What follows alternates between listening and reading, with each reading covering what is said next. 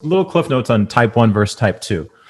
Yeah. So type 1 diabetes, which is what they thought I had initially because they didn't see me as a type 2 diabetic, right? So type 1 diabetes is an autoimmune disease. And it's very important to understand that. So a lot of people are diagnosed with this autoimmune disease early on. And so they would think that this was a youth disease.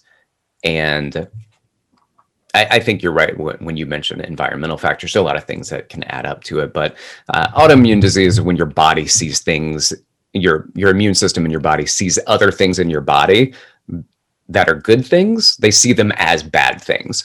And so inside your pancreas, there are what are called beta cells that produce your insulin. And so for some reason, type 1 diabetics, their immune system sees the beta cells and goes, what is that? Out. And they start attacking the beta cells and they kill off the beta cells, which means they cannot produce insulin. If you cannot produce insulin, insulin is the way that sugars or glucose in your bloodstream is pulled out of your bloodstream. And glucose in your bloodstream is bad for you. All right, a lot of and there you're supposed to have some, but like everything, it's dose dependent. Like any poison, it's dose dependent. So you have a dose dependent amount of sugar that can be in your bloodstream before it starts to damage, and then over time, increased amount of glucose in the bloodstream starts breaking down the endothelium. Well, so type 1 diabetics, that's going to be an autoimmune disease. Type 2 diabetes is a little bit different. So this is what they used to call adult onset diabetes, because they would see type 1 diabetics as that would happen in the youth and type 2 would happen later on in life. Right. Well, we're seeing more and more incidents of type 2 taking place in youth, even though I think something like 98% still happen at age of 18 and above. But we also see type 1 diabetes taking place a lot more in people who are not young. So again, autoimmune diseases don't say, hey, how old are you? Nah, we'll pass. So there's always a chance that you could have it. It just depends on the immune system.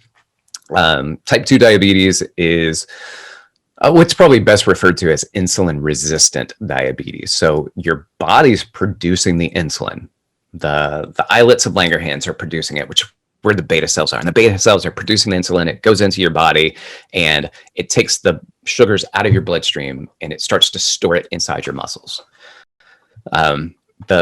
Something happens where these, what are called GLUT4 transporters, they just don't, the transport's not happening. So you have this insulin mediated uptake of glucose in your system and your body's not responding to it. It's becoming resistant to it.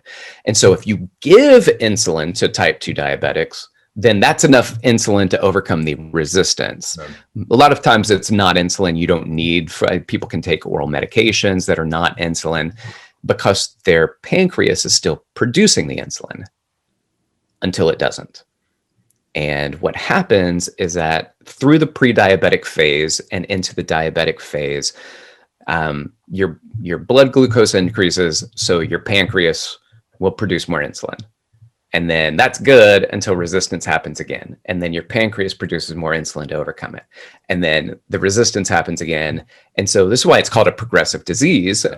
And so eventually what happens is that those beta cells just wear out. They can't keep producing more and more insulin. And they're like, we just can't do this anymore. And they start dying. And then a type 2 diabetic may eventually have a very similar issue to a type 1 diabetic where they simply don't produce insulin. And that would be then an insulin dependent type 2 diabetic.